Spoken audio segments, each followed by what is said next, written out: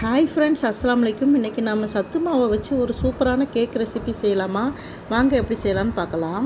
இது குழந்தைங்களுக்கு பால்வாடியில் கொடுக்குற சத்து மாவு. இதை வச்சு தான் செய்ய போகிறோம். ஒரு மிக்சி ஜாரில் இந்த சத்து மாவை 2 கப் சேர்த்துக்கோங்க. ஒரு கிளாஸில் கூட நீங்கள் அளந்துக்கிடலாம். எந்த கிளாஸ் எடுக்கிறோமோ அதே கிளாஸில் தான் அளக்கணும் எல்லாமே. நான் ஒரு கப்பில் தான் எல்லாத்தையும் அளந்துக்கிட்டேன். அதே கப்பில் அரை கப்பு உருக்குன வெண்ணெய், இல்லைன்னு சொன்னால் ரீஃபண்ட் ஆயில் ஏதாவது ஒன்று எடுத்துக்கோங்க. 2 சேர்ந்து கூட அரை கப் எடுத்துக்கோங்க.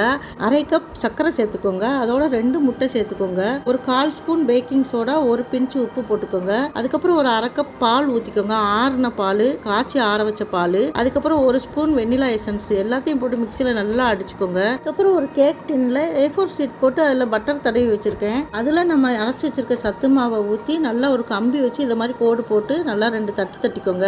அப்போ தான் கேக்கில் கீரல் விழாது. வெந்து வரும்போது ஒரு அடிகனமான பாத்திரத்தை அடுப்பில் வச்சு ஃப்ரீ ஹீட் பண்ணி வச்சுருக்கேன். ஒரு 10 நிமிஷத்துக்கு முன்னாடியே அதில் ஒரு ஸ்டாண்ட் வச்சு அது மேலே நம்ம எடுத்து வச்சுருக்க பேட்டரை தூக்கி வச்சு மேலே நட்ஸ்லாம் போட்டுக்கோங்க. முந்திரி, பாதாம் எதுனாலும் உங்கள் விருப்பத்துக்கு போட்டுக்கலாம். அதுக்கப்புறம் அடுப்பை நல்லா மூடி வச்சு சிம்மில் வச்சுருங்க. 3/4 மணி நேரம் திறக்கவே கூடாது. மேலே நல்லா ஒரு வெயிட் வச்சுருங்க.